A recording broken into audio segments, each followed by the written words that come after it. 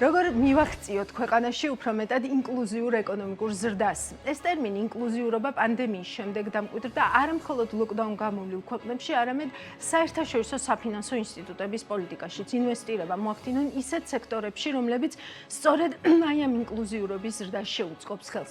GeoCases კვლევის მიხედვით საქართველოს უკვე აქვს რამდენიმე ინსტრუმენტი, რასაც ხელისუფლება შეიძლება უფრო ეფექტიანად იყენებდეს იმისთვის, რომ ინკლუზიურობა გაიზარდოს. მათ შორის DCFTA, დიაგონალური კუმულაცია, საქართველოს ლოგისტიკური შესაძლებლობები. GeoCase მთავრობისგან მკაფიო საინვესტიციო ხედვას და სტრატეგიას მოითხოვს. მეტ დეტალს ჩემი სტუმრისგან შევიტყობთ.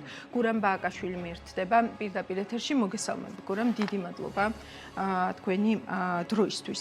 გურამ, რას უთვლით თქვენს კვლევას, როგორც აი მთავარ ცენტრალურ მიგნებას? რა არის ასეთი მიგნება აი ამ კვლევის? კეთილი, მოგესალმებით ელენე. პირველ რიგში მადლობა დაინტერესებისთვის და ასევე გილოცავთ დაბადების დღეს და გისურვებთ ყოველივე საუკეთესოს.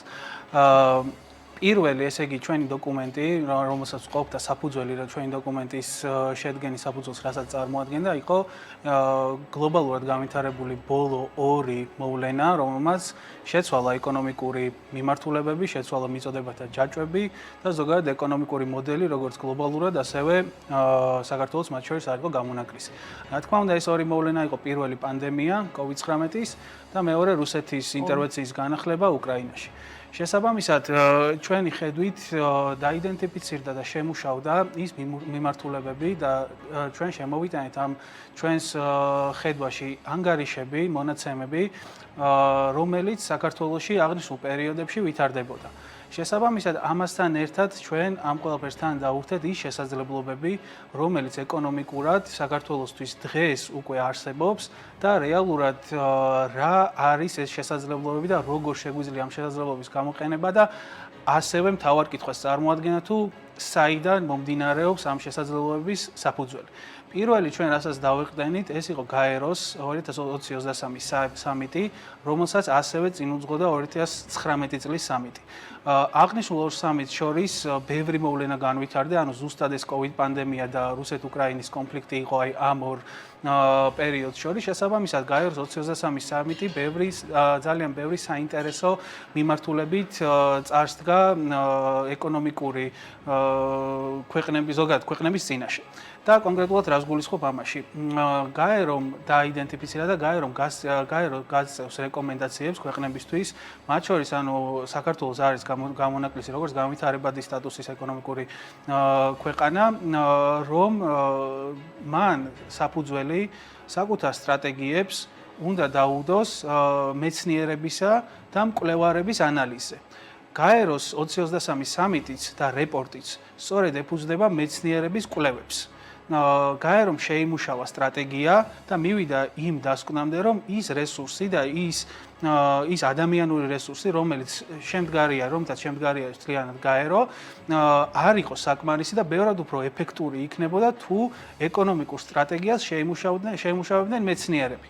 შესაბამისად, სამეცნიერო დასკვნებზე გამოიტანეს ეს რეპორტი, რომელიც, რა თქმა უნდა, მიმართული არის ისეთ მნიშვნელოვან საკითხებზე, რომელიც საქართველოსთვის არსებითად, რა ვიცი, გადამწყვეტი არის, რომ ეკონომიკა განავითაროს. კონკრეტულად ამ ყველაფერში იგულისხმება ბაზრის დივერსიფიცირების პროცესი, თუ რამდენად მნიშვნელოვანი არის განვითარებადი სტატუსის მქონე ქვეყანამ შეძლოს და მიაღწიოს ბაზრის დივერსიფიცირებას. რა თქმა უნდა, ბაზრის დივერსიფიცირება არ არის ერთი და ორდღიანი პროცესი და ამ ყველაფრის საფუძველს უნდა წარმოადგენდეს კონკრეტული სტრატეგია. თუ როგორ უნდა წარმართოს ქვეყანამ ბაზრის დივერსიფიცირების პროცესი. და თქვენ ამბობთ, რომ დღეს აი ამ ხედვას და აი ამ საინვესტიციო სტრატეგიას ვერ ხედავთ. და გინდათ უფრო მკაფიო ხედვა და საინვესტიციო სტრატეგია. თუმცა ალბათ მე ამის აღსრულება და ასე შემდეგ ყველაფერი, ხო? აი რატო არის თქვენთვის ამოსავალი აი ეს სტრატეგია?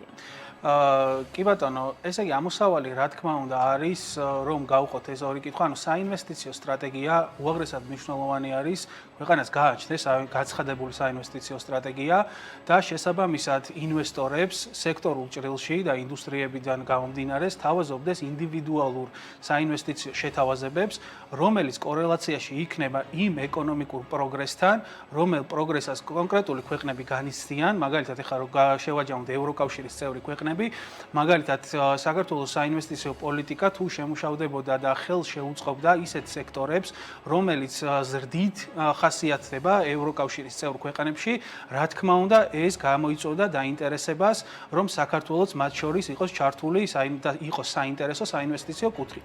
შესაბამისად, ის რომ ქვეყანაში ინვესტიციები იზრდება, რა თქმა უნდა, ძალსაღად დადებითი მოვლენა არის, თუმცა ის რომ ბევრად უფრო მდგრადი იყოს აღნიშნული პროცესი, მნიშვნელოვანია საინვესტიციო პოლიტიკა, რომელიც, როგორც უკვე აღვნიშნე, ინდივიდუალურად უნდა შედგებოდეს სექტორებისა და ინდუსტრიების ჭრილში. და მეორე უკვე ბაზრის დივერსიფიცირების სტრატეგია რატომ არის მნიშვნელოვანი? გაეროს სამიტიდან გამომდინარე და რეპორტიდან გამომდინარე, გაერო ამბობს და გვაძლევს რეკომენდაციას იმას თუ რამდენად საშიში არის ეკონომიკურად მდგრადი ეკონომიკისთვის ერთ და ან რამოდენიმე ბაზარზე დამოკიდებულება. შესაბამისად, მით უმეტეს ჩვენს კონტექსტში, როდესაც ვთქვათ ტრადიციულად რუსეთის ბაზარზე დამოკიდებულება გამოწვევას წარმოადგენს და ვთქვათ აქედან დივერსიფიკაცია, ამ ბაზრისგან დივერსიფიცირება არის ამოცანა. კი ბატონო, გეთანხმებით აბსოლუტურად და რეალურად ახლა ბაზრის დივერსიფიცირება ასევე კორელაციაში და კავშირში რასთან მოდის. ჩვენ ვიცით ის შესაძლებლობები, მაგალითად ახლა თქვენ ახლა შესავალში ახსენეთ და რომელიც ჩვენს დოკუმენტშიც არის მოხილული, DCFTA იქნება დიაგონალური კუმულაცია თუ ლოჯისტიკური შესაძლებლობები. და სხვა ხელშეკრულებებიც ალბათ თავისუფალი ვაჭრობის, რა თქმა უნდა, კი ბატონო. რაც უფრო საქართველოს შეძლებს იმას, რომ ბაზრის დივერსიფიცირება მოახდინოს და სტრატეგია შეიმუშაოს, ბაზრის დივერსიფიცირების და პროცესი გაზარდოს ამ კუთხით, დაინტერესება პირველ რიგში გაზარდოს ბიზნესის მხრიდან, რომ მათ ჰქონდეთ мотиваცია, რომ და ჩვენ ვიცით ნებისმიერი ბიზნესი, რა თქმა უნდა, ორიენტირებული არის მოგებაზე და ის აწყობილი მიწოდება და ჯაჭვები, რომელიც იმპორტ-ექსპორტის კუთხით აქვს, მათ განვითარებული, რთულად სავარაუდოა, რომ მათ ესე რაღაც კონკრეტული რეკომენდაციის ჭრილში მხოლოდ მოინდომონ ბაზრის დივერსიფიცირება, ამას ამ ყველაფერს რეალურად ესაჭიროება კონკრეტული საფუძველი, კონკრეტული სტრატეგია, დიახ და სწორედ მანდ ვარ ჩვენ кейსი, რომელიც ხედავთ ყოველ შემთხვევაში პროცესს შემდეგნაირად, რომ მნიშვნელოვანია, რომ ზუსტად ეს სტრატეგიები შემუშავებული იყოს ექსპერტების, მეცნიერების მხრიდან. რა თქმა უნდა, თუ აქ იქნება ჩართულობა სახელმწიფოსი, ეკონომიკის სამინისტროს და სხვადასხვა ორგანოების, რა თქმა უნდა, ძალიან მნიშვნელოვანი არის.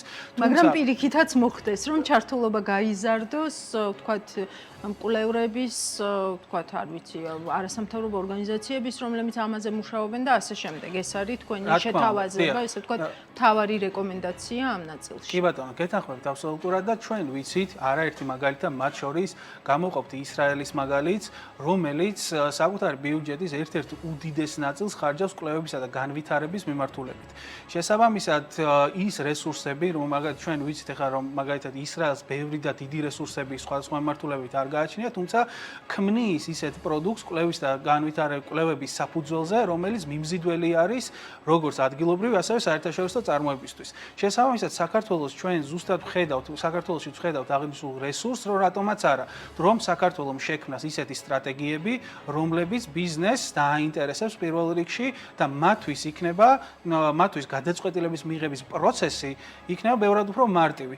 მინიმუმ იმ ნაბიჯის გადადგმა, რომ რაღაც კონკრეტული წილი, თავისი რაღაც საბაზრო ღირებულების და ზოგადად ბიზნესის მოახდინონ აღნიშნული წილის დივერსიფიცირება და მინიმუმ ცადონ ის ძალიან მიმზიდველი ბაზარი, რომელიც ევროკავშირში არის, როგორც მსყიდველობითი უნარიდან გამომდინარე, ასევე მარჟებიდან და თვითღირებულებებიდან გამომდინარე და მეორე მხრივ იმ შესაძლებლობების განვითარებით, რომელიც გულისხმობს ლოგისტიკურ შესაძლებლობებს, ხო? ანუ მიწოდებათა ჯაჭვის გამარტივებულ და ხელშემწყობი პროცესების წარმართვას. კი, და ჩვენ კი ვამბობთ, რომ ეს ევროკავშირის ბაზარია, მაგრამ ევროკავშირის ბაზარზე გასვლა თავისთავად გულისხმობს მათ შორის დივერსიფიკაციასაც, ხო?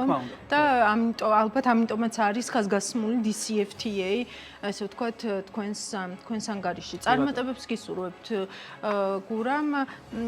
და ნახოთ რამდენად ინკლუზიური გახდება ესე ვთქვათ პროცესი და იმ სტრატეგიებზე მუშაობა და რამდენად გაიხსნება ესე ვთქვათ ის ჩაკეტილი ველი, რომელშიც დღესდღეობით სამწუხაროდ ვამყოფებს. მადლობა მოწვევისთვის, მადლობა GeoCases გუნდს, ბატონ ვიქტორ ყიფიანს, აღნიშნული დოკუმენტის შემუშავებაში და რა თქმა უნდა, წარმატებებს უსურვებ ნებისმიერ პროცესს, რომელიც ამ კუთხით დაიწყება და განვითარება და მადლობა მედიას ამ თემით დაინტერესებისთვის. მადლობა გურამ. გურამ ბააკაშვილი GeoCases ეკონომიკური მიმართულების მკვლევარი იყო ჩემთან ერთად.